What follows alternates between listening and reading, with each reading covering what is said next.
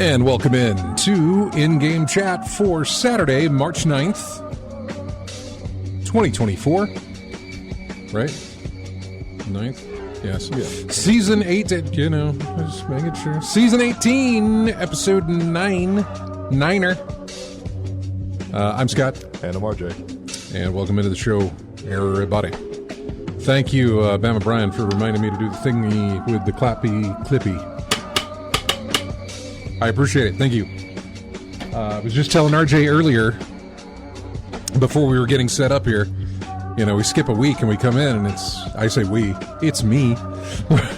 We skip a week and then we come in and then I feel like we're doing it for the first time. Like, oh, yeah, here we go. So is everything set? Is everything ready?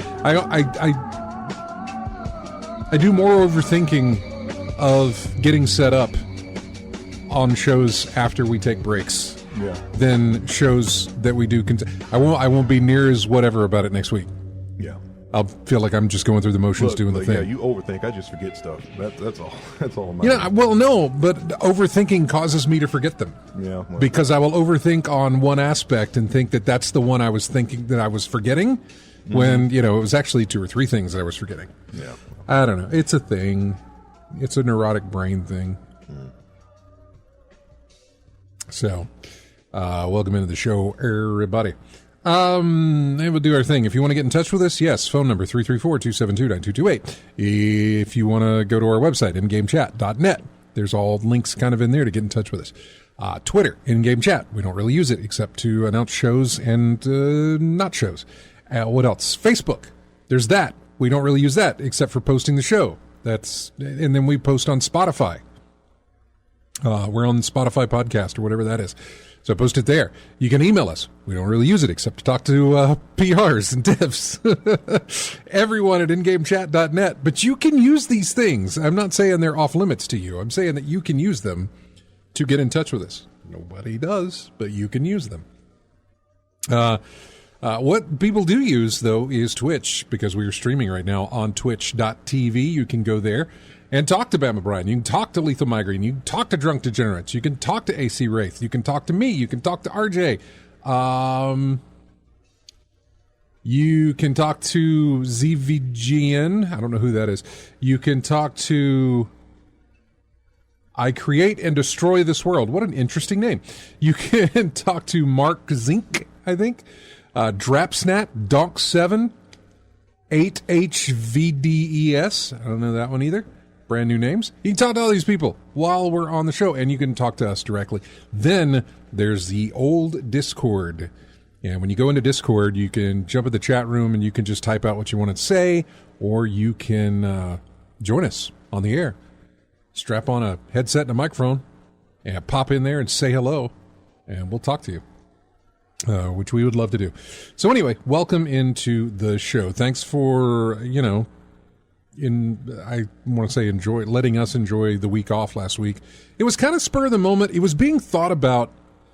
What did I send you a text on Thursday or Wednesday or something? I can't remember. Early in the week you sent me. Yeah, it was something in the middle of the week like, maybe. I don't know. I'd given it some consideration. And I think it hit me like earlier on, like Saturday and everything. Just like, no. Staying home, not doing it. No. So yeah, that was it. And I don't really necessarily know. I say I didn't get anything gaming wise. I didn't get anything accomplished. Gaming wise, Balatro has really just consumed me. I want to get a win. I haven't even gotten a win yet. Now, Drunk Degenerates is in the chat room. In fact, his first thing is, wait a minute, this isn't Balatro. But, I mean, he has, and I'm sure he'll probably pop into Discord and we'll talk about it later on, but I still have not gotten a win in that game. I only need to get 8 wins, and I can't get 8 wins. So, trying. But we streamed that game on Twitch. You can go to our Twitch channel, and you can see where we streamed it, and you can watch it. I think it's still there. Actually, it may not be. I think they only stay up for like 7 days unless you hold them or something. I don't know. I have not messed with Twitch and their video stuff in a long time. So I'm not exactly sure how it works, but I did stream that on Sunday following the show. I may stream it tomorrow, but I doubt it because I'm just not very good at it. Or I say I'm not very good at it. I don't have a good run with it. But yeah, what did you play past 2 weeks? Well, for the most part, I was playing Phantasy Star Online 2, New Genesis. Trying to get back into the swing of things because they did have a new returning player, new player boost system they put on there. Yeah. So I was going through that. I was having some good times with it, but unfortunately, since it's been so long since I played the thing, I'm way behind, and I'm trying to figure out how to get all the upgrade equipment necessary to get my characters up to snuff. So it's been a lot of trial and error and seeing reading through guides and manuals and seeing what does what and how to get this and where to farm this and where to farm that. So that's what I've been doing with that game. Still playing a bit of Virtua Fighter 5. Still in that league with the fellas on Sunday, the little group chat and get together and playing in that. So still having fun with that. And I have been playing Balatro after we had that talk. Picked it up, did you? Yeah, I picked it up. So yeah, I mean, I got the gist of it pretty quickly, the way you described it. And those jokers and that boss blind, that's where it got me. I got to like ante level 4, so I got halfway before the run ended. But the things that it does to you, it seems by design instead of random, because I had a tarot card that said change any 3 cards you want into the heart suit, right? Mm-hmm. Unfortunately, the boss battle was all your hearts debuffed. Yeah. So that made it real hard to get where I wanted to go with that. Yeah, you got to look at that whenever you do. You got to kind of, it shows you your blinds. Every time you go into one, it shows you your blinds. And by the way, blinds doesn't mean what you think it means. Yeah. I'm specifically speaking to Biloxi Gambler. The blinds don't mean that. They're just basically rounds. Yeah. You've got to score a certain amount on this one to move into the next one, to move in the next one. So you've got your small blind, your big blind, and then your boss blind. Mm-hmm. And if you lose any one of those, then the game's over. Yeah. So you've got to do it. And there are no stipulations in the first 2, but on the boss blind, there's always some sort of modifier, be it all heart cards are debuffed, or a certain, God, there's so many. Yeah, there's tons of variations, which makes it harder to get the points that you need. I mean, some of the cards are that were beneficial to having you get to the boss blind. Yeah. Now are a huge detriment. So all that strategy you had in the first 2, now you got to change up. But you only got one opportunity to do it. So if you can't, like I said, the game is over. Yeah. I had forgotten that our stream settings were all for Balatro. So it said we were playing Balatro, and we're not. So I have switched all of that. This is interesting. This is the first time I've had to do this, but you used to not be able to do this. You used to not be able to go into Twitch and edit your settings and all these other things after you go live. Mm-hmm. You'd have to stop it, go again to change everything. Yeah. But now apparently they let you do it because they realized, hey, people, they forget. And yeah, they do. Make mistakes. We forgot. That's cool. So you picked it up on, you probably PlayStation 4? PS4. Okay. Picked it up on PS4 and was having So if Had a really you good time. haven't beaten one yet either, I right? haven't beaten one yet. Okay. But it's not discouraging in the least. I mean, it's a fun time playing that game and seeing how you can strategize and pretty much luck of the draw when between rounds, seeing what you can pick up and seeing how best you can use it. Seeing as we're talking about this, we might as well bring in Josh here. I believe this is correct. Josh, you there? Hello. Hey, you can hear us, right? Yeah, I can Okay, hear. making sure. Again, took a week off, and I think I've never done this stuff before. Since we're on the topic of Balatro, which Balatro, as we've talked about before, and maybe I can talk about it easier now that I've played gobs and gobs and gobs of the game, because, and here's my thing, like, I feel like when I finally beat the game or beat the red, I start on the red deck. That's the first deck in the thing. That's the deck I start with. Yeah. I know I've unlocked other decks. Yeah, and they have a blue one. I got a blue deck. I've got a blue and a black and a couple of others I think that I've unlocked. But it's like I'm starting with the first. This is the first one they give you. I'm going to start with this one. I'm going to beat this one. The one you're most familiar with, anyway. So yeah. Yeah, it gives you +1 discard. And so I'm just going to start with this one and go from there. And I still haven't been able to beat it yet. Mm-hmm. But yeah, the game's only like $15, and it is addictive as all hell. Mm-hmm. You basically play it like poker, sorta, in the beginning. In the start of the game, you basically play it like poker. Yeah, it's poker with a bunch of wild cards. Right. Yeah. But you don't get the wild cards until Between blinds. rounds, if they've got anything that's worth picking up. But yeah, don't feel like you have to pick up something. Right. It's nothing that is not going to benefit you. So, yeah. The first thing that I do, or at least a strategy that I've picked up on, is if I'm playing my very first blind, my first thing, yeah. I will completely empty my discards at the beginning. In other words, I will pick 5 of the lowest cards, throw them out immediately. And then whatever I get, if there's 2 queens, 2 jacks, 2 kings, 2 aces, then get rid of everything again and have it feed more. Get rid of everything until I get 3 aces, 4 aces, 3, something like that. Basically, I'm looking for 4 of a kind. Because if you can play 4 of a kind face or an ace or 10, then you're going to beat that first blind. Big numbers, yeah. And you're going to get more money. Mm-hmm. You'll play one hand, beat it, get more money. Mm-hmm. So that's my first strategy, is to get enough money to buy at least maybe 1 upgrade card. Something like that. One joker or something from the shop that I would need. Yeah. And then go from there. And actually, I play that strategy a lot as I go through, up until I get to the bigger points where 4 of a kind ain't going to make it.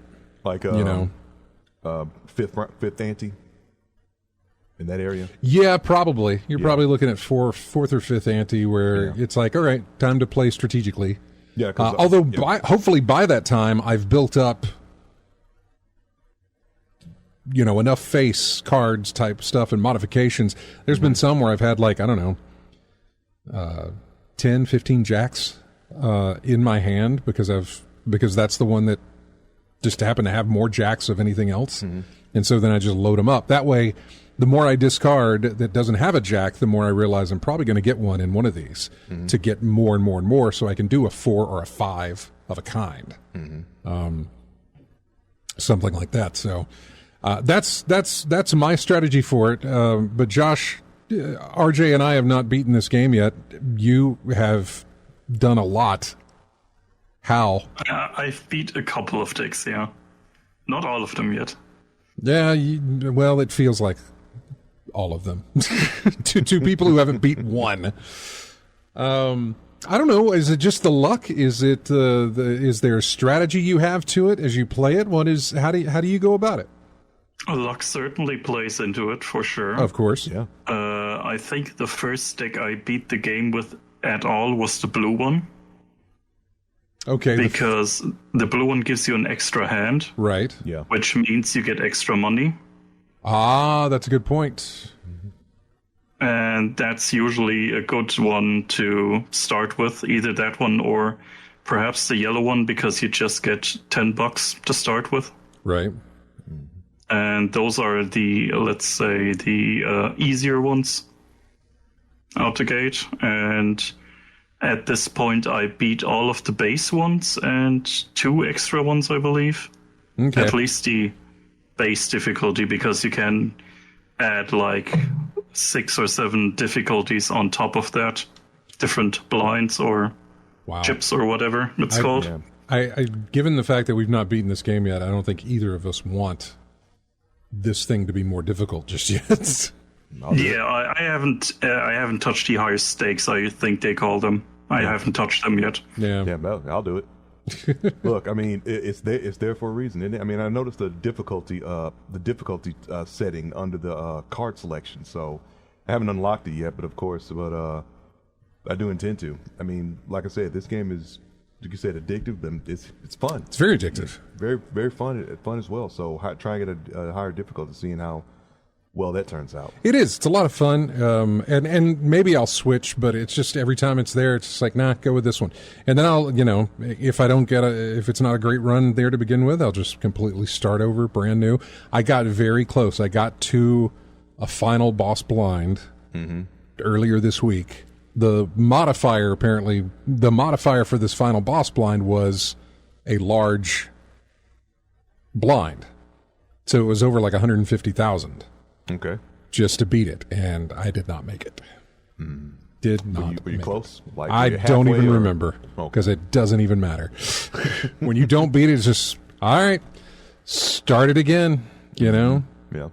It has been so many days without incident, and so let's reset the clock and start back over, which I don't mind. It's not something I mind. It's just, I hate sometimes that I'll have really great synergy with my deck, my Joker modifiers, my planets, and I mean, everything's really, really working good. I've got a good setup to take this, oh man, and then you get smacked in the face with some kind of modifier that's horrible. Play one hand, Or no face cards. No, nothing. You can't see that. Yeah, I mean, there's just something that is just will knock you because you prepared for it, and I don't prepare. I don't prepare for the lower cards. I really run. I either run suits, or I run face. Or a mixture of the two, because I mean, you got the low value things like sometimes there will never be a time I don't buy a suit upgrade card. You know what I'm saying? Yeah. The one that gives you the diamonds, the spades, the clubs, the hearts, whichever one it is that you play gets a +4 multi and, just gets a bonus every time you play that. And so I will never not buy those cards because I figure, man, if I get at least 2 in there or 3, that ought to be all right. I can play anything and get boom, boom, boom, boom, boom, but it doesn't always work. Yeah, but like I was saying, there's a lot of times, there's been so many times when I get 2 pair all the time, but they're low value cards, like a pair of deuces, pair of 5s, something like that. But then the face value cards have all the I've thrown away unless you got the modifiers with the jokers at the top. So I've thrown away plenty of low cost pairs. I won't even play them. I'll just discard because I'm trying to get pairs in my face cards or higher cards to use those. Now, when it gets down to I don't have any more discards, and I got to start playing what I've got. That's another strategy that I'm not sure that that took me longer to discover. Was that I can use playing a hand as also a discard. I can play that pair of aces, but then I can also play these other cards that I don't want. Yeah, they're not going to just go for the high card. Yeah, they're not going to be counted, but they are going to go away and leave room for more cards to come in. So I'll do that. Unless, of course, I have one of those stupid jokers that tells me if you play 3 or fewer cards, you get a multiplier of 15. And then I do that. So, yeah, I don't know. Just trying to get a win out of the thing, and I'll be playing it again tonight on my Steam. It's great on Steam Deck, by the way. I'm sure it's great on the Switch. Now that it's back on the store in the Switch, actually, they didn't lose it except for like the UK and some other countries. Yeah, we got it back. Yeah, they took it off the store because they considered it gambling. Or it was too, it's poker. Too close to, okay. Yeah, and so they changed the age rating. Yeah, the age rating was like, we don't want kids playing with these cards, things like that. It's too late. I know. I mean, the Nintendo shop has the classic Games 52 or what's it called, which has poker in it. Oh, Real poker. Yeah. Is that the table From Nintendo? Yeah. And that was apparently fine. Yeah, of course. Yeah. Well, one is ridiculously popular. One has been somewhat forgotten or isn't as popular. So there you go. Yeah, and there's absolutely no money involved. Yeah. Although the other card, there's a couple of cards that I will never hesitate in buying. It screws me over more than any other card in the game. But I will always pick it up. It's a tarot card. It's the Wheel of Fortune. Mm-hmm. Always grab the wheel. You always do, and you have a 1 in 4 chance of turning one of your Joker cards into a hologram or a polychrome or a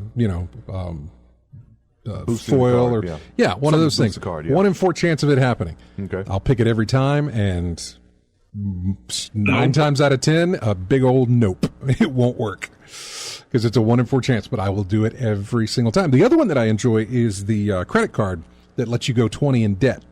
Mm-hmm. That's not bad to have. Because then it's like you've got $20. It automatically gives you $20 right there on top of whatever you've got.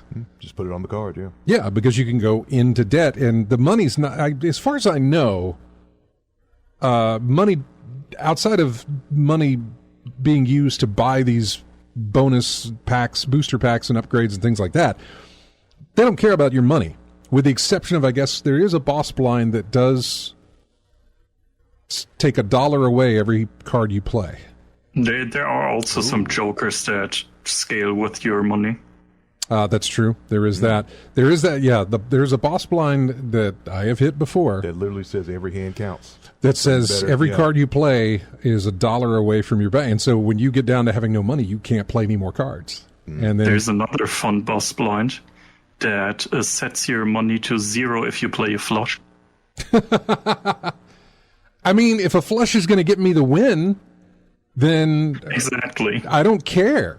Because all I'm looking to do is get past that boss blind and into the next group. Yeah. So if I can get past that, even without any money, I can make that back up on the next play, usually. So, not always, but usually. Yeah. So yeah. Also, a little tip to keep your sanity: try to not 100% complete this game. Oh yeah, no. What are you talking about? I haven't even 1%ed this game. Because you know what it tracks? What? It tracks each beaten difficulty per Joker. I don't know what that means. What do you mean?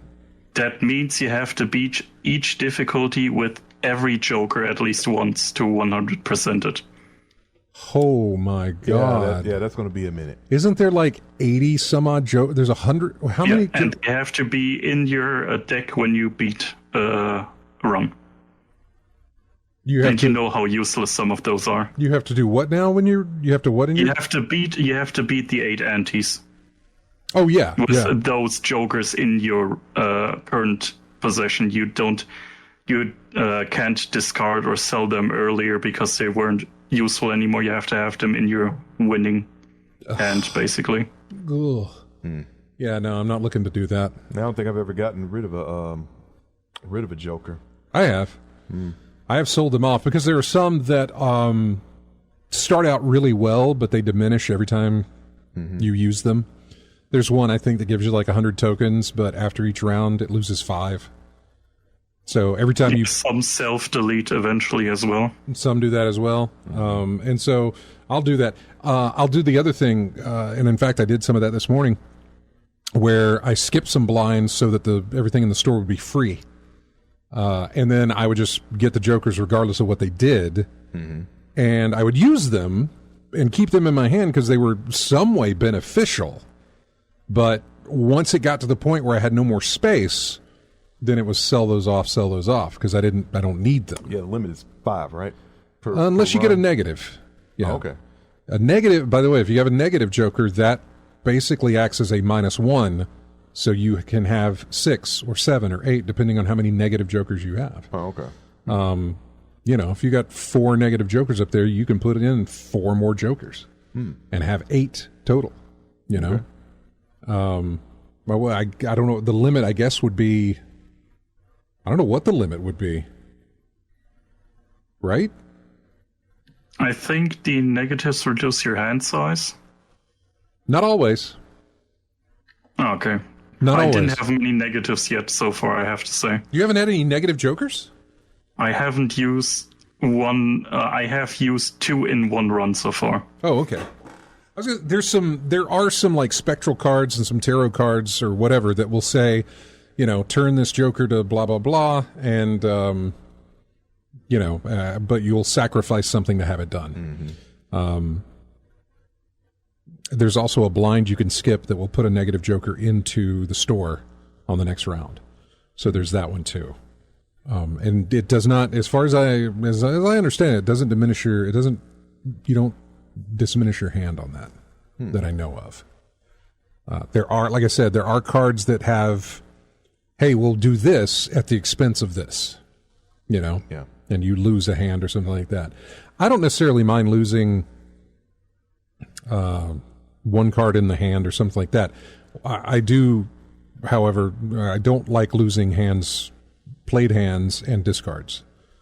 As many of those as I can. In fact, there is, and I don't know how it would work, but there's a mod out there you can plug into it that gives you unlimited hands, unlimited discards. I'm not looking to do any of that. I would like to beat it. I would love to beat it once. Just once. That's all I want. And it worries me, too. It feels like I'm chasing that. That's the prize I'm chasing. And once I get that prize, what do I do then?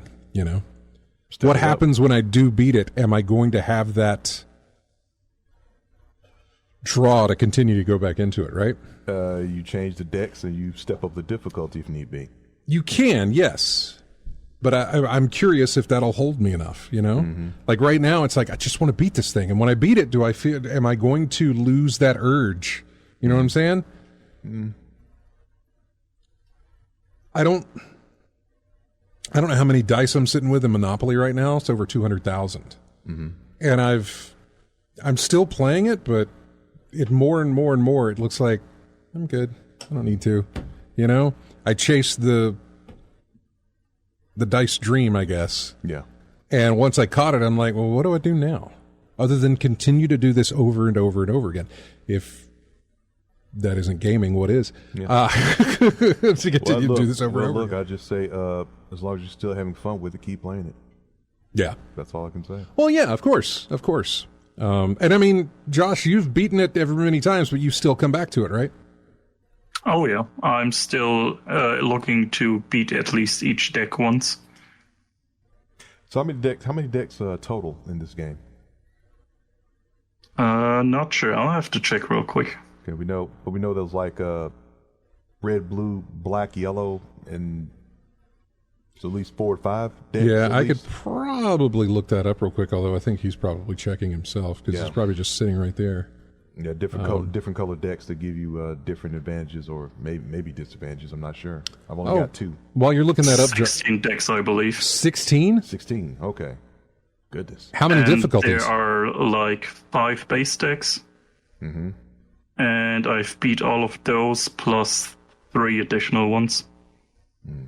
Madman. How long did it take? I say? The heart of the cards is with me. How long did it take you to beat your first deck? Believe it or not, I think it was my 3rd or 4th try. Jesus. Like I said, I used the blue one. It helps. I guess, man. I guess maybe. What's your strategy when you play? What's your strategy? I try to go for flushes because those are easiest to get in this game. They are, correct. And depending on what I get in the game, I guess I try to branch out to a second winning condition in some form.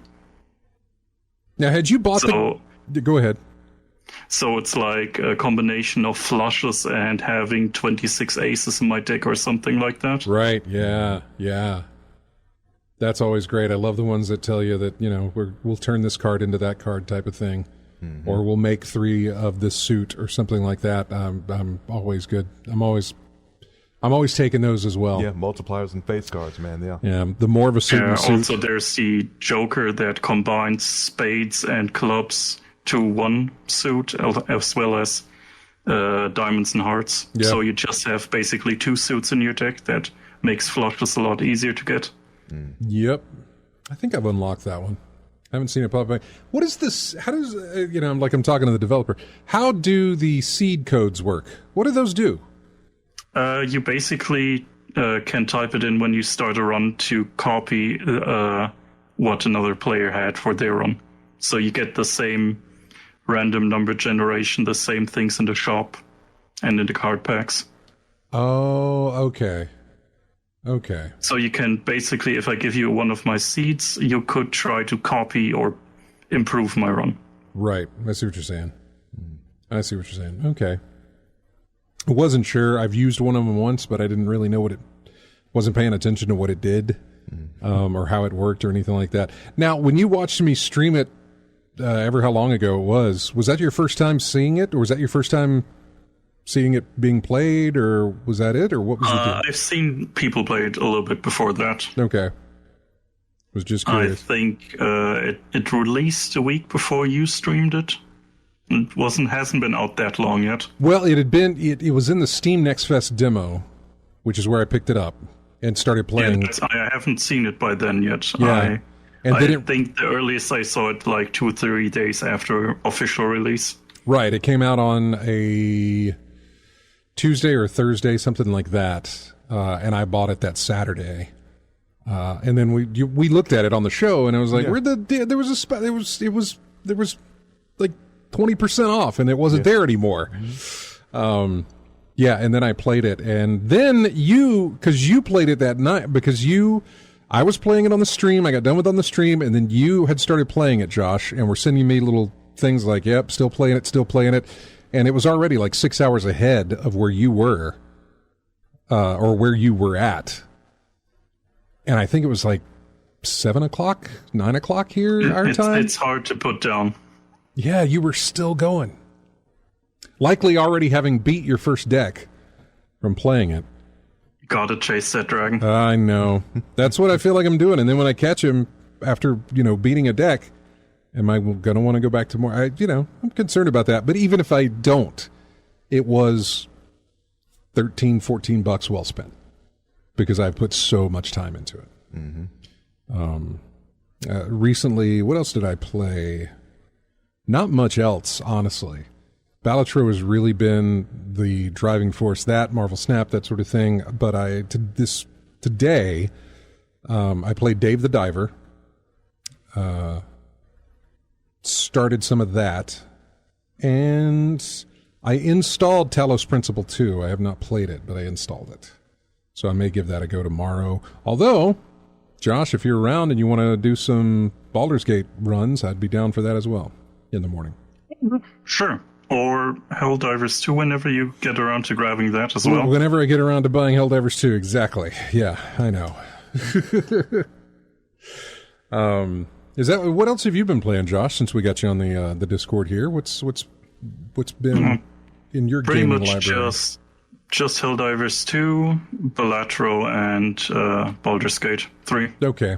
Those are the 3 games in rotation right now. Yesterday I played the riveting demo of Dragon's Dogma 2, which is just the character editor. The character creator, yeah. I need to look into that. That's on Steam I can get, right? Yeah, and it's very in-depth and very good. I know, that's what I've heard. With that one, people are praising it left and right, how in-depth that is. Yeah, that might be the next. See, I may skip Helldivers and get Dragon's Dogma 2 when it comes out. Maybe. I haven't messed around with it. Not that the character creator is going to sway me, but I haven't messed around with it. But I've seen, video of the game, and it's really, it's really on my list as well. I know, I'm liking what I'm seeing, man. So, may do that. RJ, did you play anything else other than Balatro? Just Balatro? Yeah. Balatro, Phantasy Star, and Virtua Fighter. And yeah, that was it for me. Listen, we're going to take a break. Josh, hang around, okay? All right. We need to, if you can, I don't know if you got anything pressing going on, but yeah, stick around. And when we come back, we will talk more with Josh about that. We've also got news, 2 weeks of news. And honestly, it's not great news. The amount of people who have lost their job in the past 2 weeks is depressing. And that's just in the video game world. There's a lot more outside of that where, people have been losing their jobs, and it is just horrible. So yeah, I say we'll briefly go over it because I don't know how much you can say about it. I don't know really what you can say about it, what you can do, and that sort of thing. I am not informed enough in the ways of corporate businessy whatever to figure out how to fix that.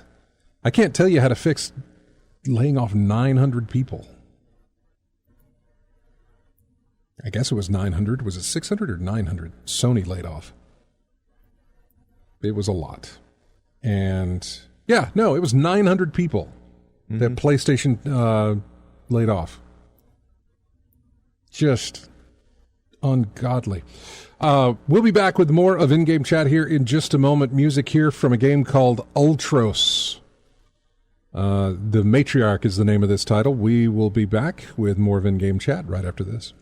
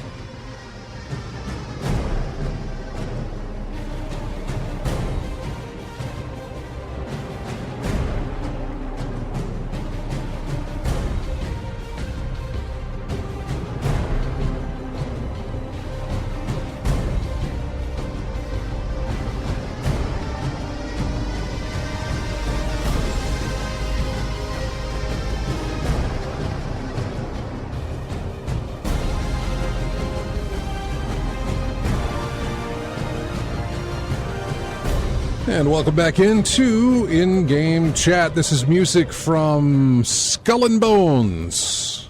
The track is called Thrill of the Hunt. I had a listener come in this week here picking up a prize. Asked me, you do that show on Saturdays, right? I said, yeah. And I said, yes, I do. And I also said, you probably, I appreciate that you listen and probably don't understand anything of what's being talked about. So, no, listen, I love the music. So, there you go.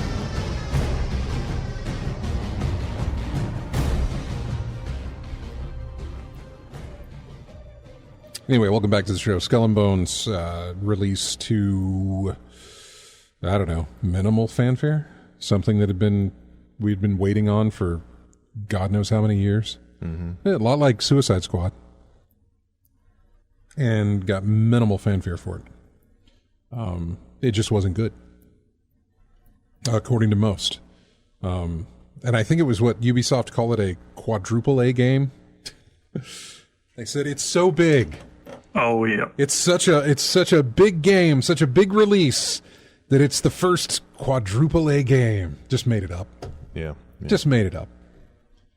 I don't know. Maybe some of those terms are made up anyway. But whatever. Quadruple A game. Either way, sure. it was didn't match the hype. No. It did not at all. It did not whatsoever. Horrible. I don't necessarily know that there was a lot of hype behind that. There was at one time when it was announced, but the more it delayed, the more I think people just kept writing it off as like, it'll either never get released or it's just going to be in horrible shape when it does. And buggy, I don't think it is, but it's not pulling people in. So I got the worst case scenario. This is what we waited for. Yeah. In fact, first headline of the day here for the show, Assassin's Creed 4 Black Flag, which is where Skull and Bones kind of got it. That's its lineage. That's where the whole got its inspiration. Yeah, that's where the whole ship stuff started for Ubisoft. There had a 200% rise in players after Skull and Bones release. Isn't that what happened with Arkham City after Suicide Squad? I don't know. I'm not sure. Didn't people go back to the Arkham series? I don't remember reading that, but it's very likely, very possible. Such a weird coincidence, yeah. Yeah. Yeah. I mean, if something's Just bad like- enough, they just go back. Play something that wash the taste out their mouth of Kinda. of a bad game. Just play a good one to replace that. Yeah, or just like when Helldivers 2 released, people have been watching a lot more Starship Troopers. Yes, they have. Starship Troopers increased too because of Helldivers 2. That the movie got a lot more eyes on it because of that. So that was the case. No, it's I like kind of the synergy of those things, the way that works in some cases, I suppose. It's interesting that, and one that I hope studios kind of look at, where it's like, hey, we tried this thing, but more people are playing the old thing that we tried to base this thing off of, or, the last effort that we put into it, more people are playing this. There's multiple reasons that could be. Skull and Bones is out. It's you pilot your pirate ship, captain your pirate ship, whatever, and you have, ship battles. Well, that game costs this much. I'm not sure if I'm going to like that game. So to, fill that void, I'm going to play this game I already have, or this game that's only like $5 that's been out for a while, and I'm going to do that, Suicide Squad comes out. Well, Rocksteady did the Batman games. I guess I could go play that. They either buy it or they, go back to their library and pick it up and start playing it again. Not a problem doing any of that. Yeah. It's just interesting to see that occur, and I'm curious if that tells... It won't. But I'm curious if studios notice that and say something to the effect of, maybe we should do that, Maybe we should go back to that. Maybe we should try that again. Maybe we should, I don't know. I'm not sure what they pull away from that. To the layperson player, yeah, that would make sense. But to the corporate entity, the folks that run things, it's going to take a minute. Again, that's a good lead into another story, which was, and I think it was this week, where Warner Brothers basically said, you know what, Suicide Squad didn't do great, but we're going to stick with this free-to-play live service game. This is from PC Gamer. Speaking at the recent Morgan Stanley Technology, Media, and Telecom Conference, Warner Brothers executive said the company wants to expand more into free-to-play and live service games in order to avoid the volatile ups and downs of big-budget game releases. Which is interesting because Hogwarts Legacy from them is not a live service free-to-play title, but it is one of their most successful titles this year. But basically, Suicide Squad failed to live up to their expectations. Our business has historically been very AAA console-based. That's a great business when you have a hit like Harry Potter. It makes the year look amazing. And then when you don't have a release, or unfortunately we also have disappointments, Suicide Squad being one of those, it just makes it very volatile. Why they want to continue down that path when they know one works and one doesn't? Well, I tell you why. They look at Helldivers. A lot of people look at Helldivers.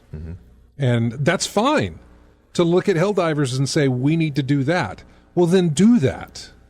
Don't modify it from there. Do that. And I'm not talking about the gameplay. I'm talking about the way you are a live service game. You've played it, Josh. I have not. RJ hasn't. Yep. But you've played it. It is a live service game, that is doing tremendously well for Sony, but then you've got other live service games that are not doing tremendously well for anyone. Destiny ain't doing too great, but Destiny's been around forever. Suicide Squad doing horribly. What is the draw to Helldivers 2? Is it the game? Is it the gameplay mechanics? Is it the fact that you don't have? I mean, I don't know why is Helldivers 2 working but Suicide Squad isn't? I know they're two different games, but what do you think? I think it's a mix of things. You have the fact that it starts at a lower price point to get in. $30 compared to $60, correct. Yeah, then you have the fact that the season pass thing in the game, they call it war bonds. They are not on the timer. You can buy them whenever. They don't run out, and you can buy past ones and work on them at your pace. Right, so there's no FOMO. Yeah, and the currency you need to buy those or the cosmetics in the shop, you can earn them in-game at a very decent rate, I'd say. Right. So you've listed really good examples there as to why one's working and what isn't. Starting with price, that's a great point. Here is a game that we expect you to spend more money after buying it. So why pay full price? You know, why ship it at full price and miss out on people saying that's just too much for a game that's not doing too great, or this, you know, the price that Suicide Squad was at was not even one of those I'll give it a shot type of prices, you know? No. I mean, Helldivers sitting at $30 for me is still like, but it's better than if it was at 60 or 70. 60 or 70, yeah. It's much better than if it was that, because I can look at that. I can look at those other games at 60 and 70 and then look at Helldivers and say, oh, that's a better investment, you know? Put the two next to each other. You're going to get more for your... You are. More for your money. It's more for your initial investment, that is to say. I hate to say it feels like it's more respect for the players than it is anything else. Like, let's offer it at this reduced price since we do have options for people to put more money into it. Mm-hmm. And you can look at that as saying, well, they'll spend 30 on this, and normally they would have spent 60, but now they've got an extra $30 to either buy something in the store or, you know, spread that out over time or whatever it may be. I mean, there's different ways to look at it, but the fact that they looked at that and they said, let's put it at 30, and that's a good price. Then you look at the store itself. We already talked about FOMO. One of Destiny's guilty as sin on this, FOMO, to issue something that will not be around forever. And if you don't get it within this amount of time, your chances of getting it are very slim to none. Might be good, might be bad, might be nothing. But here's your opportunity to do it. But you need to pay us to get there. You know what I'm saying? Yeah. I feel like Destiny 2 is one of the worst offenders in that regard. That's what I did. Guilty as sin on it. That's exactly what they are. Simply because you lose access to DLC eventually. You do. Not just cosmetics. Mm-hmm. And I mean, the weapons and stuff stay, but your fear, the FOMO of it is once that DLC's gone, it's likely the weapons could be gone with it as well. Well, they sunsetted mine. Well, they got rid of the sunset afterwards, and then, but what had already sunsetted was done. They did not redo those. Yeah, my weapon is done for. Yeah, exactly. It will never get any better unless the character gets better. It's not getting any better. So, but yeah, they're very Destiny does this all the time with their FOMO and the fact that they want you to pay it to get there. So I like that. Most of the stuff that you mentioned in the store for Helldivers 2 is cosmetic, not pay to win type of thing. So there's that aspect to it as well. So yeah, they've got a lot of things going for them as far as here's why it's working, here's why it's not. But there's got to be some more there than just the money sink. You know what I'm saying? Which I guess goes to the mechanics of the gameplay, but I have no idea. I haven't played. The only one in this conversation that I've ever played is Destiny, of course. Mm-hmm. I have not touched any of these other live service games that we've talked about, or any that are still on the market right now. None, really, for me. So I'm not sure if the gameplay part of it is another aspect to it. Although, you look at Suicide Squad, it's a shooter. You look at Helldivers, it's a shooter. In most senses. So yeah, I don't know, but those are good examples there, Josh. So, and you haven't played Suicide Squad either, right? No, not touching that one. Right, I know. Did you have no desire, Josh? You had no desire to play it since from the get go, since the trailers and ads came out for it. Yeah, I didn't have any desire to play that. No. Yeah. I mean, still a fan of DC, fan of the Batman games, fan of the all of the Arkham series from the folks. But yeah, I saw the ads for this, and I just really had literally no desire to pick this title up. It just did not move me. Yeah, it's not doing it for me either. And then seeing the folks who did pick it up and look at, they didn't like it was like repetitive gameplay, monotonous. Got the type of thing that gets old really quick when you start playing. You have to play this for a long amount of time, especially in a service game where you have to grind to get stuff, things like that. It gets tedious real quick. And as I understand, that game is a grind. The Suicide Squad stuff is a grind because it is so repetitive in what you do. Yeah, but that's the thing about the service model. Grind, making the grind tedious as possible, so that you will go get the perks and benefits or whatever. As far as Suicide Squad is concerned, the perks and things and stuff that you can pay for doesn't help with the tedium. It's the fact that the variety of what they have to offer as far as the mission structure is very few. In Destiny, and again, that's the only one I can go back to make comparisons. Yeah. But I've got bounties galore that I can pick from on any planet. I've got plenty of dungeons and things to do. Now, again, to compare a game that's been out for near 20 years, 10, 15 years, whatever, how long it's been, to a game that just released, I get there's a difference. There's, more time that needs to be put in. But this game launched with just a handful of mission types that just kind of, shuffle in and out as to what you got to do. From an escort mission to a kill this mini mission to save civilians mission. I don't know. There's just not a lot of variety there in the mission structure. But for to go that long with it, just to keep doing that over and over again. Yeah. But the thing about Suicide Squad for me as well was that for your universe, these characters that are that are in a universe that is beloved by a lot of people, that's the amount of effort you put into it. That little they put in a ton of years on this thing. Put years, but not a lot of substance. I mean, really?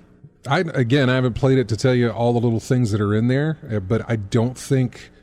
I mean, this is just I'm getting from the responses I'm seeing from the folks about the game. I mean, this is for that amount of time, and for a series with known established characters in the established universe in the DC universe.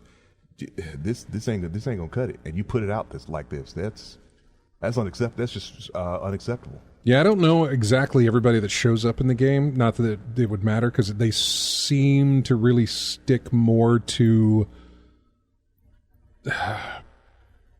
Well, I was going to say the Batman side of things, but no, it encompasses all of the different characters really. As far as the Justice League are concerned. I don't necessarily know that it branches out too much from there, and it's still trying to maintain that that connection to the Arkham games as well.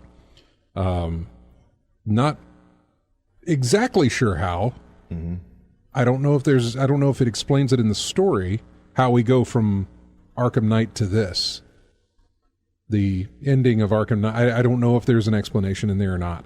Or is it just one of the different universe things? But it's also this massive map that doesn't change. In other words, there's no... Again, I hate to go back to Destiny, but it's my only example.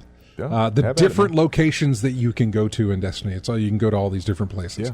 That get added in and then get taken out, but there's a ton of them there. But this one's like one big world, and that is it. And it's big. It's very, very big. But you're not... outside of them adding content into the game, Not characters, but more locations. This is what you've got to play with. Well, think about Spider-Man, the first from Obsidian. Spider-Man. You're just taking place in the city. Insomniac? Right? Okay, I'm sorry. Yeah. Insomniac. But it's in the city, right? It is. It's a big city. It is. But there was plenty to do in that game. That there was. So there was a lot of side missions, a lot of things to do. So that's not really an excuse. No, probably not. I mean, it's not. It wasn't me giving them an excuse. It's just like you've got all this space, but you're going to be stuck there, doing it over and over and over again. Yeah. Spider-Man is a linear story. You go from point A to point B, you're done. This is a continual game. You know what I'm saying? This is the one you play constantly, over and over and over and over, to level up, to move on, to have an end game, to keep going beyond that. Spider-Man, sure, you keep going, but once you're done, there's nothing left to do other than swing around the city.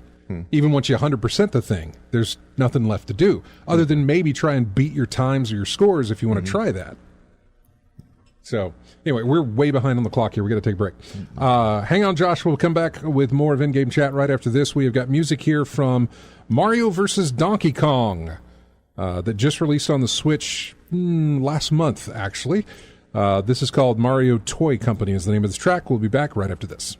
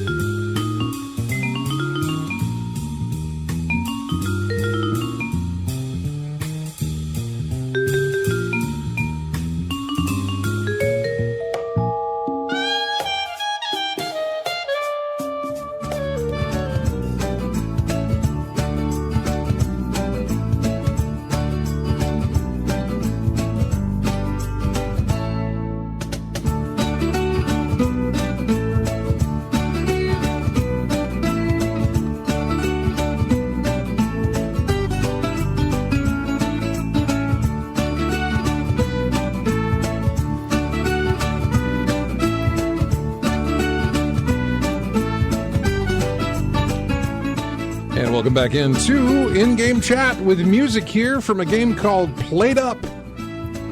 I don't know what it is, but I just saw it was released. It looks like a little restaurant simulator. Something like that. Yeah, I think so. But Plate Up, yes. It is the main theme to Plate Up. Let's see. Plate Up combines chaotic kitchen and restaurant management with strategic planning and development to create a delightful roguelike dish, unlike any other. God, roguelikes are just going nuts. 10 out of 10. Plate Up is fun. You've played Plate Up? I have. You can play it with up to 4 people. Oh, it's like the other cooking multiplayer game that got 2 games. I forgot the name. What, Cooking Mama? No, that's something. No. That goes back. Cook, Serve, Delicious? No, I don't think so. It's also a very chaotic one. Yeah. Where you have the King Onion as a NPC, something like that. I am not sure. Came out August of 2022. Oh, really? Yeah. It must have gotten a release on like consoles or something, because I go down a list of like recent releases, and apparently it got, I think it was early access. Yeah. Oh, you may be right. Had early access and then finally got released. That's a possibility. Developed by It's Happening, and the publisher is Yogscast Games. Okay, I'm familiar with Yogscast. And I meant Overcooked, by the way. Overcooked. Okay. That's the other one. I was thinking of. It's kind of like those. Okay. Yeah. It's on Switch, PS5, PS4, Xbox One, and others. Yeah. AC Wraith says, try Against the Storm for a city management roguelike. Says he doesn't own it, but I've been enjoying a YouTube series of it. I actually have it, AC Wraith. I think I got a copy from the developer? I don't know, but I did play it as a demo and eventually did pick it up. That's one I should go back to, and I really haven't. I don't know why. I keep finding a game, playing it for a good bit, and then it's like, let me find something else to play, even though I've got this massive list of other things I could play. I keep looking at other things to buy or pick up or play like that, so need to stop that. Dark Fantasy City Builder. Oh, Against the Storm? Yeah. Okay. Looking at the description, yeah. Yeah, it's a city management roguelike. By the way, I wanted to mention one more thing about Helldivers 2. Yeah, go ahead. They recently did a little in-game update where in the game you have to defend and liberate planets from the enemies. Right. And do missions on them. And recently there was an in-game event that the Automaton faction, the robots, was attacking a planet that produces mechs for the players. Oh, God. And mechs haven't been released yet in the game. Right. And after the community liberated the planet, and you could also find empty mechs on the planet.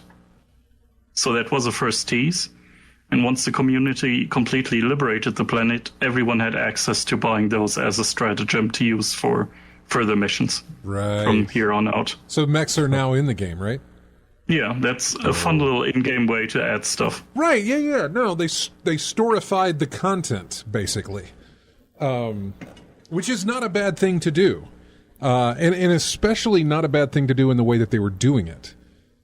Given that this is a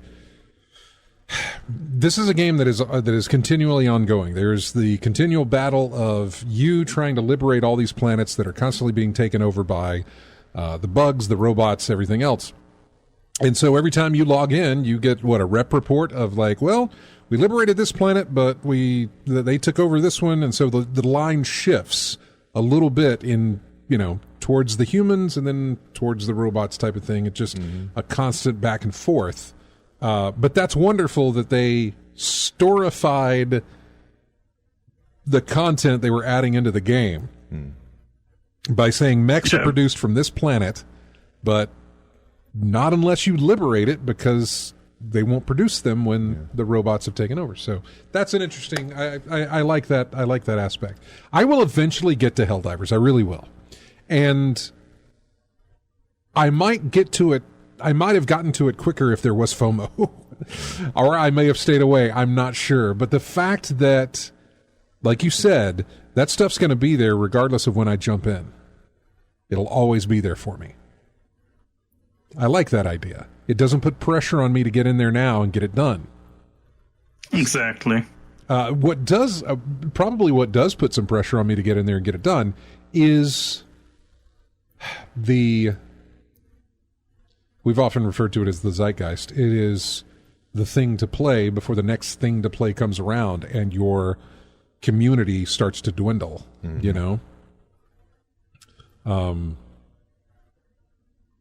to be there on top of it, to play it while everybody else is playing it, strike while the iron's hot type thing, and to continue on with it. There is that aspect of it as well. But, yeah, while the concurrent player count is still near the 500k on Steam alone. Okay, we're good. I can wait. I can hold off. Let's go to the phones and talk to Chris. Hey, Chris. What's going on? Not much. What's going on with you, man? Playing the new Final Fantasy VII. That's right. Rebirth. It is out now. Enjoying it? Yeah, so far. I got the big one with the statue and everything, but I'm waiting to put it together. I found out that the base for Sephiroth is translucent, and I'm planning on putting some white LEDs around the base of it underneath there and make it glow. So I'm making a shelf to put him on, and then going to make a frame around that and then figure out how to do that. No, that's a good idea. That's a fantastic idea. There are kits that I can buy for my Lego builds that add lights to them. And I am all about LEDing some stuff up. Always all about. Speaking of LEDs, well, this has nothing to do with LEDs, honestly. Liam Lee sent my replacement cooler this week. In a box. Okay, they shipped it in. They didn't ship it in a box. They just slapped an address label on the box. Okay. And then shipped that. They put some fragile stickers on it as well, and then they shipped it. Looks like it's gone through some crap from wherever it came from. Someone Ace Ventura that thing before it got It's to your door? horrible, man. I mean, I've seen worse. I've had worse delivered. But this, it's like, don't do that. Especially if it doesn't require a signature or anything like that, and the people just put it on the porch, completely exposed to anybody to know what's in there. It's not like it's, just a box, a brown box. It is the item box itself. They did this around Christmas a couple of years ago. Mm-hmm. They got Wendy a keyboard, ever how long ago it was, and it was for Christmas. And they didn't offer gift wrapping. Whoever I bought it, maybe it was Newegg or something. I can't remember who I bought it from, but they didn't offer gift wrapping. But there it was, sitting up against the side of the house, just the keyboard box with an address label on it. Yeah.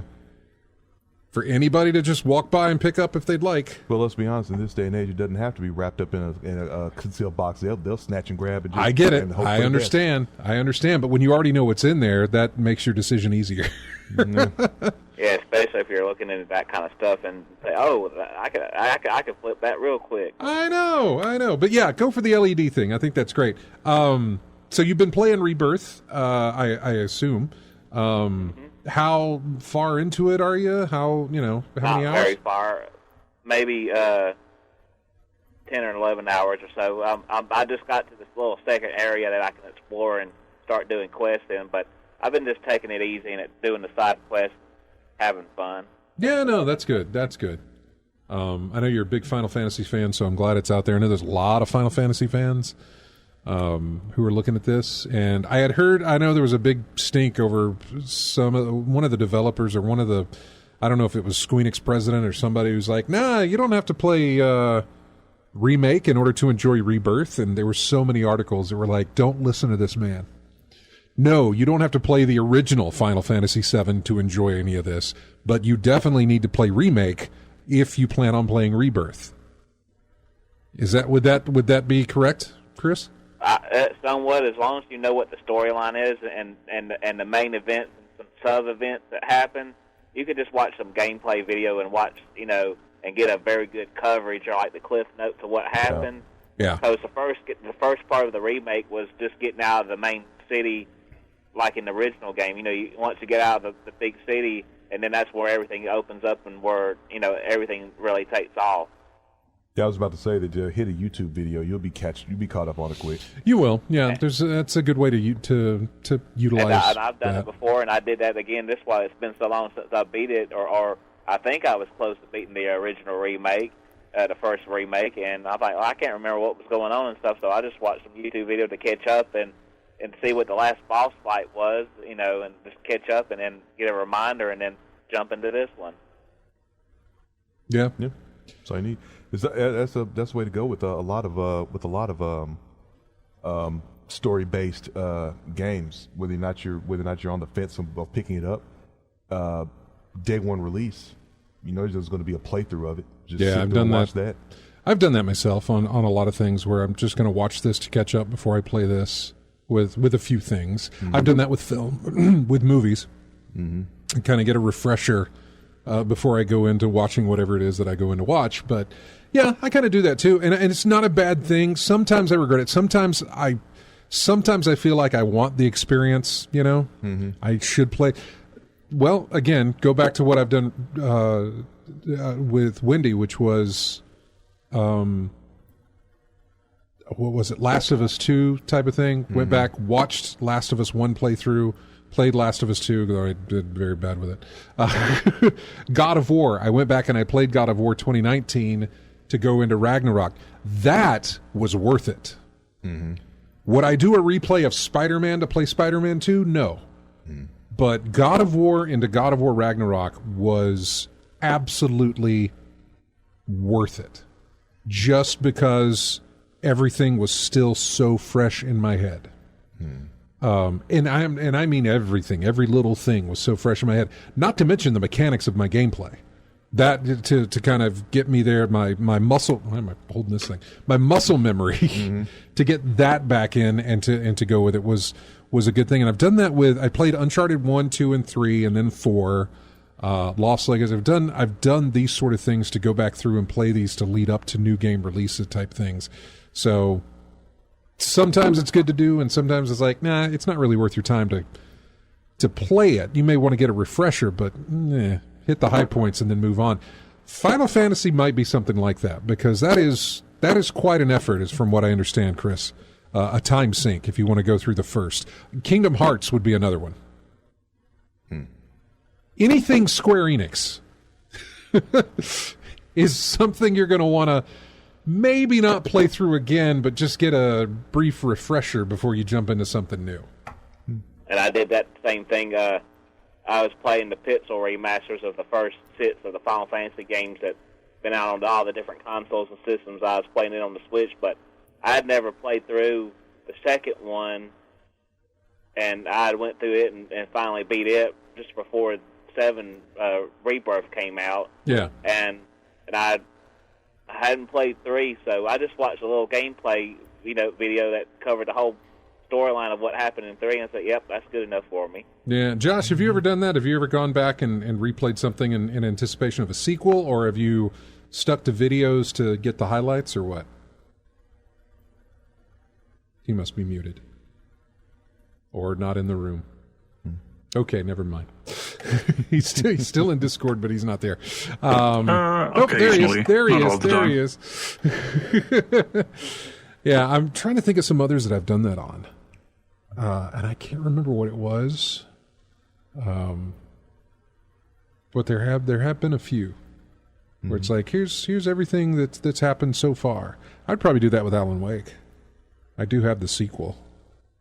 But I'd probably do that. There's not a lot that I could not necessarily... For Alan Wake, it's probably something built in. It was played like a TV episode, did it not? It plays it like... Yeah, exactly. So it's probably built in that. You know another sequel that came out recently that I'm interested in? It's the sequel to Valiant Hearts. Okay. It was an exclusive on Netflix games that is now out of exclusivity. It's available on PC. And that, I really, really enjoyed Valiant Hearts. I haven't heard a lot about the sequel, though. I haven't heard hardly anything about the sequel. Is that the one with the dog? That was the one with the dog. Okay. Yeah. The one that took place during World War I. Oh, yeah. Different stories with different aspects from different points of view during the war, yeah. Yeah.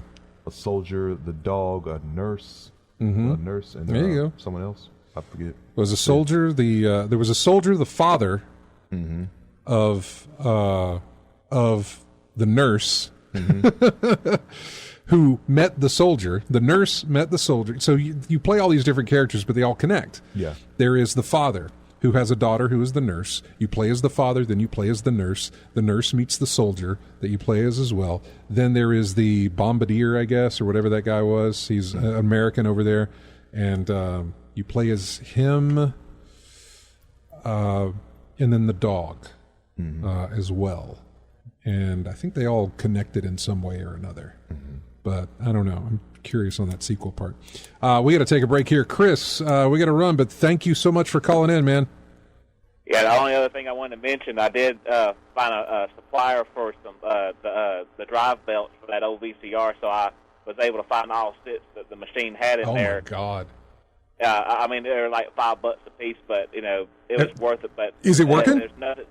Not yet. I haven't decided to get the time to put down and, put them in there. They just arrived today.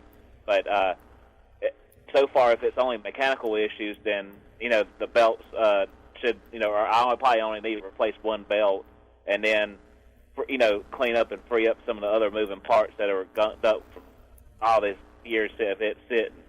So if I can get it to working, I'll be glad, and then, just work, play with it every now and then, because it has probably close to 100 or more of those old electrolytic capacitors in there that are 40 years old, and that's going to be a nightmare if it has electrical issues.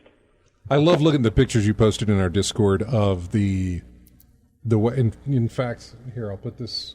So, well, RJ's got his computer up. So, anyway, I just love the picture. Look at that repair video that I sent you a link to, or top. Look on YouTube about that model. There's a repair video. that'll be enough to drive you up the wall. Just looking at all the I'm stuff in sure, there. man. It just fascinates me to see all of that stuff. That whole thing just taken apart like that. I love looking at stuff like that. I don't necessarily love the idea of now starting to tool around with all of that stuff. Seeing it broken apart like that, that's really cool to look at. Knowing that I have to go in there and fix all of it, I don't like that idea. So I'm glad that you do. And give us an update on that next week.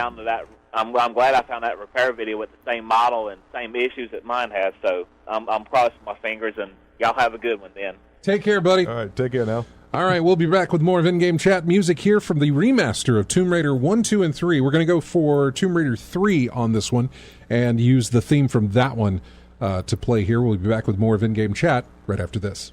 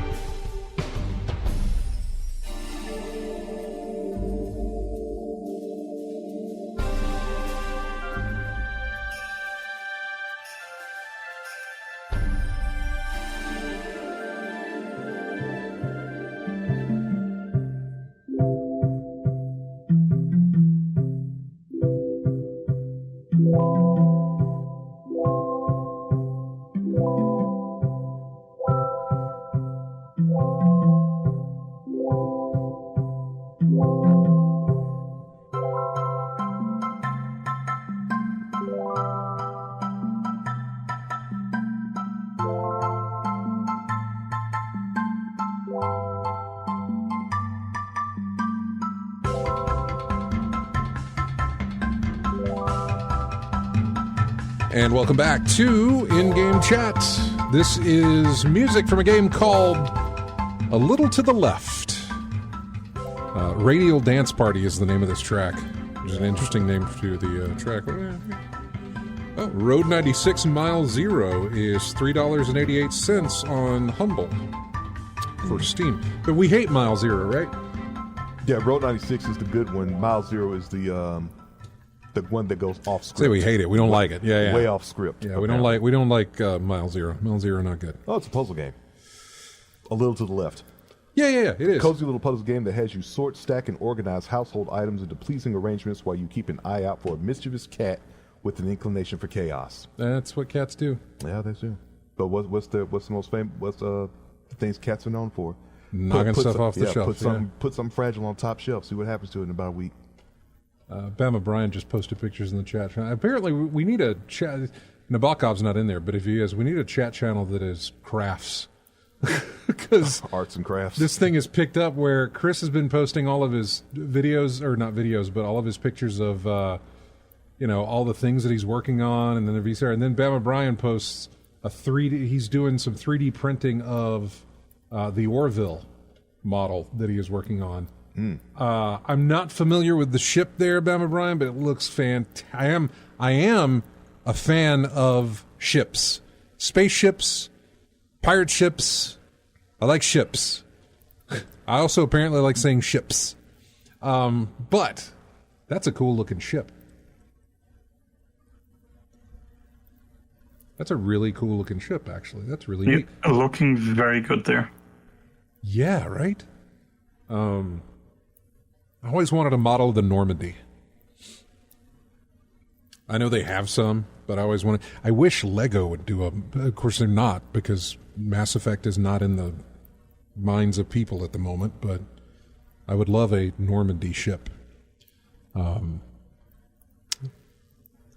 a couple other ships.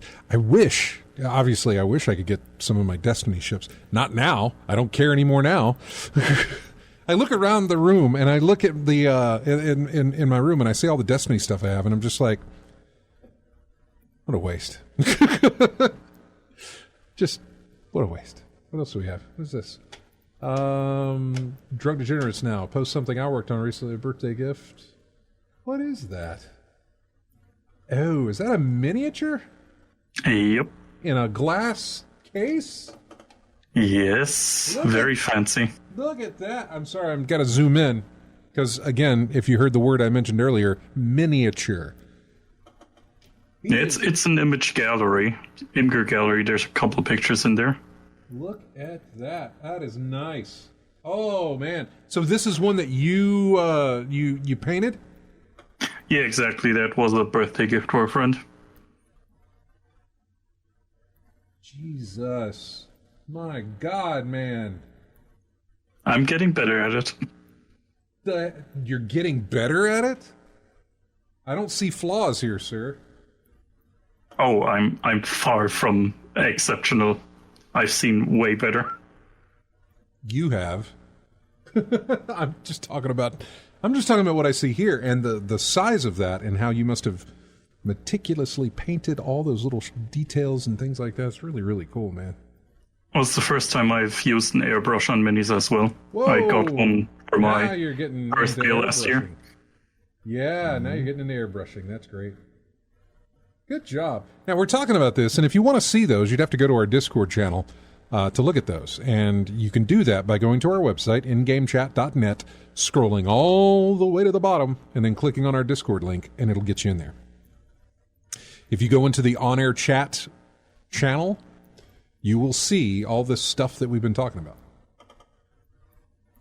And it is fantastic. So I appreciate that. Yeah, we do. We just need to throw up a craft channel on the in the Discord so everybody can post their miniature stuff that they're working on or any of that stuff. Would be great. So what else do we have news-wise? We've only got about 15 more minutes here. We talked about we talked about it, but the layoffs were just massive. Super massive games laid off about 90 staff. Those are the folks that did Until Dawn, the Dark Pictures anthology. Yep.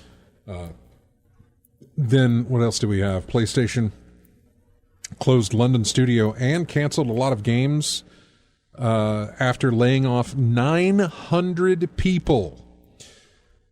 Deck 9, which is the studio behind Life is Strange True Colors, they laid off 20% of their staff. EA laying off 670 workers, also sunsetting games and apparently moving away from future licensed IP.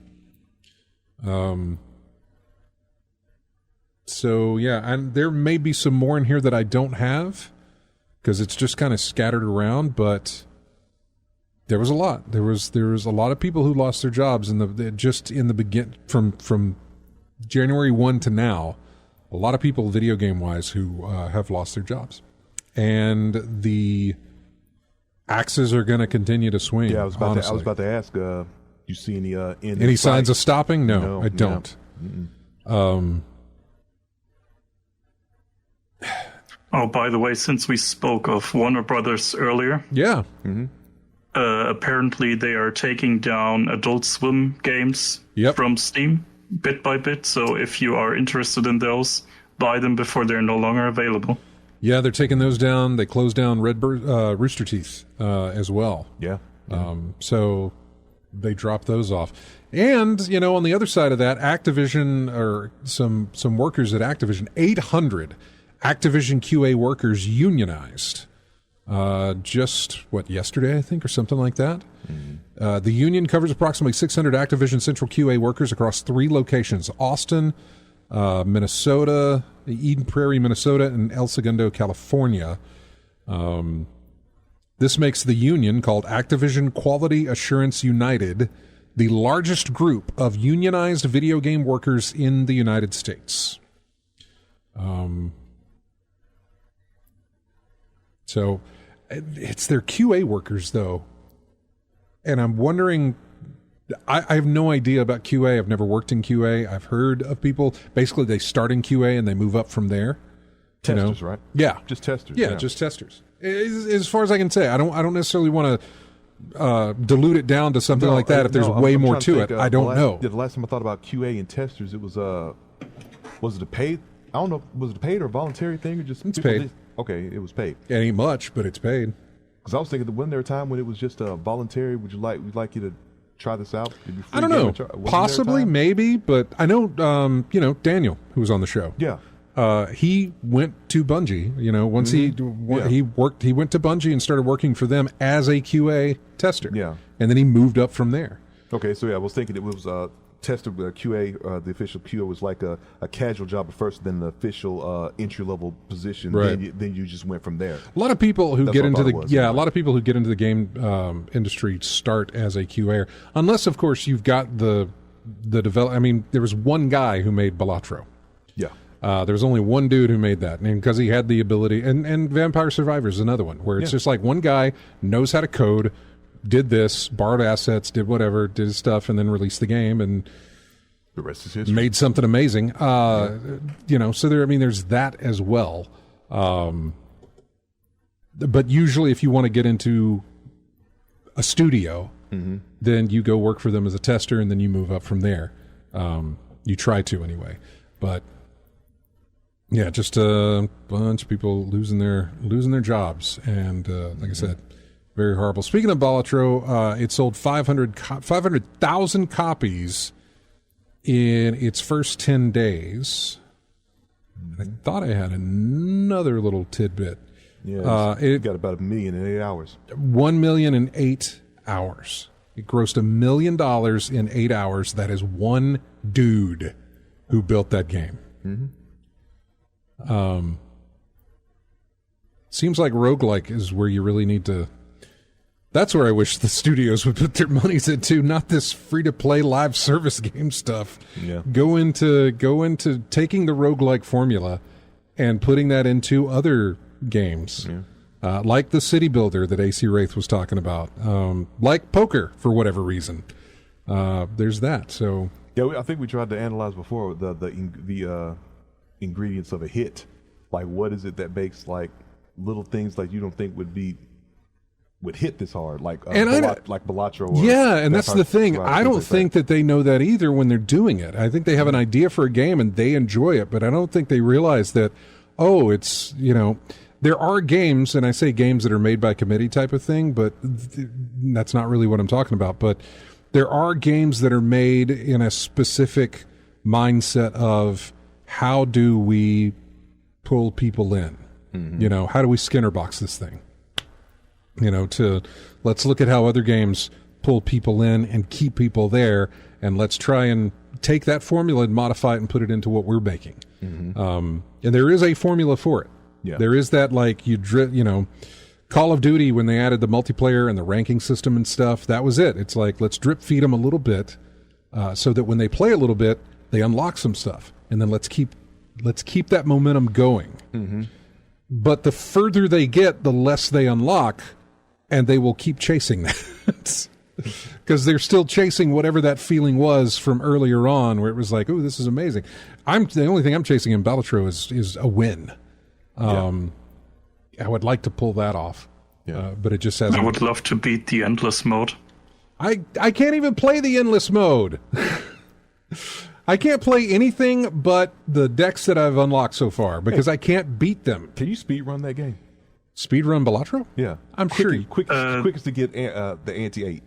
There is an achievement for getting the game done in 12 rounds.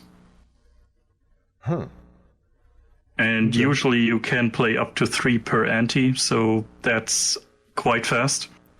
Well, isn't there a Joker? You can skip blinds, right? Yeah, because skipping. Yeah, you can skip blinds. Okay, yeah. There is a Joker that it's -1 ante, but it also is -1 hand played.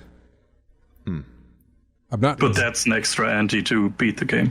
Yeah, I was going to say I'm not exactly sure how that works, but yeah. So. That would be something to see, though. So I'm trying. Speed runs. Yeah, someone trying to speed run. I've come across lots of videos for this. In fact, oh God, what is his name? Northern Lion, I think. He's a streamer or whatever on YouTube. He's got videos of Balatro, a lot of videos. That's where I learned the money trick of let's get that money quick. Let's get rid of all the cards early on because it's your first blind. If you don't make it, you start over. No big deal. Yeah. But if you can get a 4 of a kind and get a first win out of the first hand you play, that's an extra $6 that you get, at least with the red deck. Depending on the different decks you start with, that's going to be different as well. So because the highest price after the shop is like $10 at the beginning anyway. the voucher is $10. yeah, Yeah, $10. Yeah. I don't necessarily buy all the vouchers. I do kind of let them. I used to be one where it's like I got to get every voucher, and I don't know why. Maybe probably because there was an achievement or something. I'm not sure. Probably thought it would help. The more you spend, the better it helps you out. And possibly, thought about, you but know, not really. Some do. Some are nice. Some are the ones where you can, you get +1 hand per round or +1 discard per round or something like that. There's some really good ones. Yeah. One that reduces cost of rerolls or reduces cost of everything in the store, adds a card slot into the store. That's a good one. So you have more options than just the 2 they give you. Mm-hmm. I've gotten up to 4. This morning I had 4 options in the store. Because those vouchers, at least you can wait a little bit to buy them as well. You don't have to buy them right away. You get 1 voucher per 3 rounds. They change after you beat a boss blind. Okay. So that's how that works. Let's see. What else do we have in our news here? The BAFTA Game Awards announcements were thrown off there. There was an Xbox partner preview stream thing that took place. I watched it, and I skipped a lot of it because a lot of those games I realized were not... This is not a game that I'm going to play. Unknown 9 Awakening, I'm curious about. I got an email about that, and I need to go back and look at it to see what that is about. Sleight of Hand, which was another card type thing, deck builder or whatever. That looked interesting. Altars looked very interesting, where you have altars of yourself, and you have to work with them to maintain your survival. Not exactly sure how it's going to unfold, but it was interesting. Creatures of Ava looked like a Pal World, but on a more professional level, maybe. Let's see, Roblox was there. What else do we have? The Sinking City 2.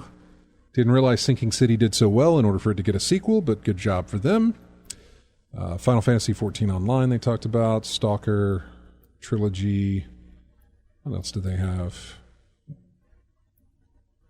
The First Berserker. First Berserker looked interesting. The environments looked amazing. Wonderfully detailed. The main characters who were on the screen, usually 1 to 2, had a very 2D animated look to them. While everything else was like in this really detailed 3D space, you had this 2D animated character, very well drawn, and looked very, very really good. Mm-hmm. But it was interesting to see. It felt... I'm not sure exactly what I'm trying to say on it. It didn't look bad at all. It was just an interesting look to it. Mm-hmm. What else did they show off? Frostpunk 2. I need to go back and play Frostpunk 1. I have it, but I never did. Frostpunk 2 they showed off, and Kunitsugami. Good job. Thank you. I was looking for some affirmation there. Kunitsugami, Path of the Goddess. I don't know what the developer at Capcom is snorting, smoking, taking. That game is beautiful looking. Colorful with some wild ideas in it. Mm. And I loved everything I saw about that game, and I'm very, very interested in it. I would very much enjoy playing that, or I would like to play that. Mm-hmm. So we'll see. There was some gameplay in there, but there's still not any kind of like, I don't have any idea of how it plays, how it works, that sort of thing. Too early, so it's just not enough yet. Is it just a 3D fighter type thing? Is it just a hack and slash kind of thing, or I don't know yet what it is. But I really, really liked what I saw of it. So, I mean, that was, like a 45-minute show, and I covered like 3 games out of it. Ghost of Tsushima is getting a PC release, which I'm kind of interested in now that my PC can do some amazing things. I'm really I have it on PS5, and I may just keep it there, but there's the option to play it on PC. What else do we have? We could do like Bloodborne then. Do what? We're just still waiting on Bloodborne. Well, to yes, get to we PC. are. Yes, we are. Is it going to be that like that Splinter Cell thing count that you have? How many days has it been since? Maybe. Yeah. If Splinter Cell gets released, I need to move on to something else. That might be it. Yeah, Bloodborne PC. Yeah, it's worthwhile. Bloodborne PC release. Bloodborne on PC. Although, given the way that they're going with these things, I feel like they'll get there. I mean, Platinum Games, that's Platinum Game, right? From Software. Why did I think Platinum? Bayonetta. I know. But it's From Software. Well, From Software's been doing good with that, too. Yeah. With their PC releases. Why not Bloodborne? I don't know. Did we get a hint about maybe a sequel to Bloodborne? Not that I'm aware of. I mean, I'm suspecting that Blue Point Studio will eventually work on that. Probably that or a remake. I say a remake or a remaster. Something to kind of... Look, Sony doesn't have anything coming out recently with their first-party studios. Yeah. I mean, I'm still looking forward to the DLC for Elden Ring, and I haven't forgotten. I still need to pick up Lies of P. That's another one. Yeah. That's another one. All right. Well, we are rapidly winding down. Hey, Josh, thank you so much for joining us on this one. You go back to playing your Balatro or painting your miniatures or playing some Helldivers. I don't know what you're going to do. I appreciate the tips on that. Whatever. Yeah, whatever it is you're going to do. I'm going to be playing Balatro tonight, of course. Sitting in bed with a Steam Deck, just sitting there playing, trying to get far into the game, or at least trying to see how far I can get into it. I'm going to see if I can get to level 8 ante and see if I can unlock some more decks. Yeah. And see the benefits of each one. So Best of luck to the both of you then. Yeah, thank you. Much. I will be on in the morning if you want to do some Baldur's Gate, because I'm a little reluctant because I don't want to get locked into only playing when you're around, but it was a lot of fun when we played together, so I kind of like to go back to that. But thanks so much, man. I will try to be around. All right, buddy. Thank you, everyone. See ya. All right, now. Take care. That is going to wrap it up for us. We are done. Thank you so much, everybody, for joining us. Thanks for calling in, Chris. Thanks for hanging on the phone there with it, or on Discord there with us, Drunk Degenerates. And RJ, thank you for coming in today as well. If you guys want to, get the show, we put it up on iTunes and YouTube, and you can go to our website and find all those links there, and Twitter. Thank you, everybody, for joining us this week. Have a great week. We will see you next Saturday. I leave you here with music from a game called Arzette. This is the world map theme. We'll see you next Saturday.